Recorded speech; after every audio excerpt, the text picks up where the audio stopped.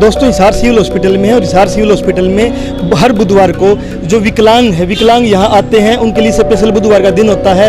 लेकिन यहाँ जब देखोगे तो विकलांगों के लिए जो स्पेशल सुविधाएं होती है, स्पेशल स्टाफ का प्रबंध करना होता है, वो कुछ नहीं है। पीने के पानी के लिए जो साधारण आदमी पानी पीता है वो भी उसी में पीता है, और विकलांग वो भी वहीं पी रहा है जो वो पी नहीं सकता है। न उनके लिए कोई शौचालय का प्रबंध है, न उनके लिए कोई स्टाफ का प्रबंध है जो उनकी मदद कर सके। इसके साथ में कोई व्हील चेयर का कोई प्रबंध हो, ऐसी कोई चीज़ नहीं है। और एक टोकन प्रणाली जो है 11 बजे तक टोकन देंगे, 11 बजे तक के बाद जो आएगा उसको टोकन नहीं देंगे, जिसके कारण एक प्रॉब्लम नहीं है। और कि मान लो कोई नारनौल से आया हिसार में या दूसरी जगह से आया है, उसको टोकन लाइन में लगता है, लाइन में लगने के बाद टोकन नहीं मिलेगा तो उसको वापस जाना पड़ता है। इसी के साथ में विकलांग अधिकार एक मंच संगठन है, उन्होंने यहाँ धरना लगाया हुआ है। उन्हीं से हम जानना चाहेंगे कि पूरी प्रॉब्लम उनको क्या है, क्यों उन्होंने धरना लगाया हुआ है, ये UIDI जो कार्ड बना रहे हैं ये क्या है, और टोकन प्रणाली से क्या क्या समस्याएं हैं, उन्हीं से हम जानना चाहेंगे। सर क्या नाम आपका?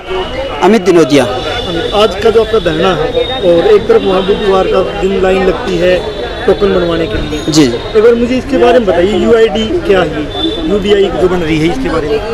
UDID कार्ड क्या है कि जी पूरे भारत में विकलांगों को एक ऐसा नंबर मिलता है जिसमें पूरे इंडिया में मतलब उसको एक नंबर मिल जाता है जो कि सभी जगह वैलिड होता है, और वो परमानेंट बनता है। मेडिकल बनाने के बाद में एक छोटा यूनिक कार्ड होता है ATM की तरह, जो हम कहीं भी किसी जगह ले जा सकते हैं, और वो सभी जगह वैलिड होता है। इसके लिए ये एक सेंटर सरकार ने स्कीम चलाई थी। ये बनता कैसे है, मतलब जिससे आपको आपत्ति है कि इसको रद्द किया जाए, आप रद्द करवाने की बात कर रहे हैं, तो ये बनता कैसे है, क्या प्रॉब्लम्स आपको आ रही इसके बनने से? हम इसको रद्द करवाने की बात नहीं कर रहे, इसकी जो बनाने की जो प्रक्रिया है, सरकार ने सबसे पहले जो बनाने शुरू किए थे, तब तो जो हमारा 2016 कानून का जो कानून है उसके एक्ट के आधार पे कानून ये बना रहे थे।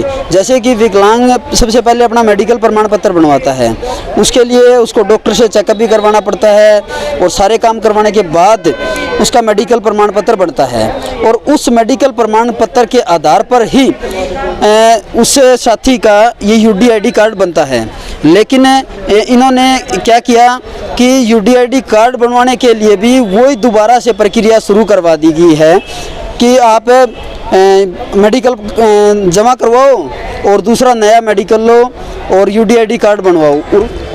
उसमें अभी फ़िलहाल धांधली क्या चली हुई है जी कि जिसने एक बार पहले मेडिकल बनवा लिया और उस आधार पर उसका UDID कार्ड बन के घर आना चाहिए अपने आप, लेकिन गवर्नमेंट अपनी मनमानी करते हुए, कानून का उल्लंघन करते हुए ये कर रही है कि उस विकलांग को सबसे पहले तो मेडिकल बनवाने के लिए उतने चक्कर काटने पड़ रहे हैं, और दोबारा से अभी फिर UDID कार्ड के लिए दोबारा डॉक्टरों से चेकअप हो रहा है, और उसके बाद वो अपनी मनमानी से ही मेडिकल प्रमाण पत्र बनाए जा रहे हैं।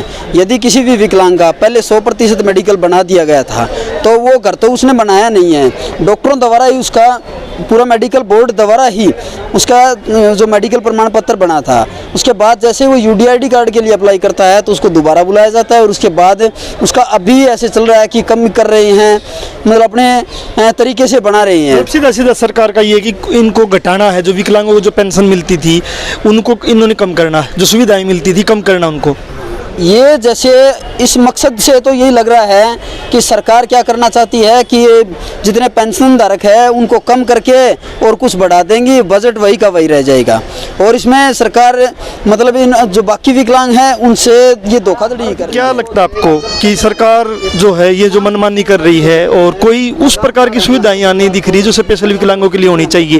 क्योंकि विकलांग वो यहाँ अंधे भी, आँखों से भी है, मानसिक परेशान लोग भी हैं, अलग अलग वो है, तो क्या सुविधाएं होनी चाहिए जो यहाँ डॉक्टर नहीं दे रहे हैं आप लोगों को? यहाँ सुविधा एक तो शौचालय होना चाहिए विकलांगों के लिए स्पेशल जी, पानी की व्यवस्था 100% विकलांग है, इसमें वाटर कूलर में पानी नहीं पी सकता, ना यहाँ व्हील चेयर लगा रखी।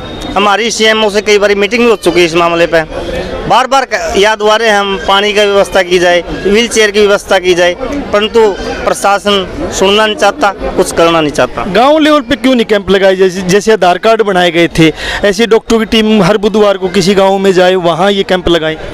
हमने तो CMO से यही कहा था ब्लॉक स्तर पर लगा दे, अगर ब्लॉक स्तर पर आधा किराया तो खत्म हो जाए। 100% हैंडीकैप आना पड़ा है, गाड़ी कर लेनी पड़ा है, गला एक आदमी और जाना पड़ा है उठाने के लिए। अगर ये ब्लॉक स्तर पर हो जाए तो आधी बीमारी तो कट जाए। और टोकन जो समस्या है, आप टोकन का विकल्प क्या दे रहे कि टोकन न दे के क्या करना चाहिए इन्होंने? ये टोकन 11 बजे बंद कर देते हैं। कोई मैं अगर लेट हो गया थोड़ा और मैं आदमपुर से, तो इतनी दूर से आकर 11 बजे अंदर कर टोकन बंद। इनकी मनाने की नीयत नहीं, घसीटने की जरूरत है। बस घसीटो हिंदी। और सरकार कह रही है अगस्त 31 अगस्त तक जिसकी नहीं मनाएंगी तो पेंशन काट देंगे। UDID अगर नहीं मनी 31 अगस्त अभी अंदाजा कितने, ये बार आप बोल रहे थे स्पीच में कि इतनी महिलाओं की पेंशन काट दी गई है, अंदाजा कितना? 30,000 पेंशन कट गई विकलांगों की घर वाली। हरियाणा में 30,000 कितने दिन से नहीं मिल रही है? 8वां महीना हो गया जी। 8 महीने से पेंशन नहीं मिल रही? नहीं मिल रही। 100% है जो मैं 100% हूँ, मेरी घरवाली है तो उसकी पेंशन थी। और जो बच्चे होते 18 साल से नीचे उनकी भी पेंशन मिलती थी, परंतु उनके 8 महीने हो गए पेंशन मिल रही तो आपकी भी पेंशन काट रखी है? हाँ, अब क्या नाम आपका? लाग तो गई जी आने 10 महीने की मेरी रोक दी है बीच में। मन बुद्धि गुड़िया 18 साल की हो चुकी है। 2004 15 जनवरी का जन्म है उसका। मैं DC पास के पास भी 4-5 बार गई, उन्होंने उसके बाद कितने महीने की पेंशन नहीं आई आपकी? मेरी 2021 में दूसरे महीने से रुकी थी, अब 2022 में तीसरे महीने से आई है। तीसरे महीने से पहले वाली आ चुकी या नहीं आई वो? नहीं आई सर। अब तीसरे महीने की आई। हाँ, तीसरे महीने तक की अब। तो अभी जो पीछे जो 7-8 महीने या 10 महीने की जो पेंशन नहीं आई, 10 महीने, उसके बारे में क्या करें? मैं कई बार एप्लीकेशन दे चुकी हूँ। ये बोलते अगर पीछे से आएगी तो आएगी, नहीं हम क्या कर सकते हैं। और आप जाके देख सकते हो, मेरी गुड़िया यहीं पर एडमिट है, ना वो चल सकती। कौन सा गांव से आप? हम कुंभा से ना। हाँ ना, ये आसी के पास। हाँ, ना बोल सकती, ना सुन सकती, ना कोई ऐसे लोथ हो ही रहती। मैं तो ऐसे उठा के वहाँ CMO पास जी के पास ले गई थी, यहीं वहाँ समाज कल्याण दफ्तर में ले। 10 महीने की आपकी पेंशन नहीं आई? नहीं आई सर। आज लग मैं कम से कम भी 10 चक्कर काट चुकी हूँ DC साहब के पास।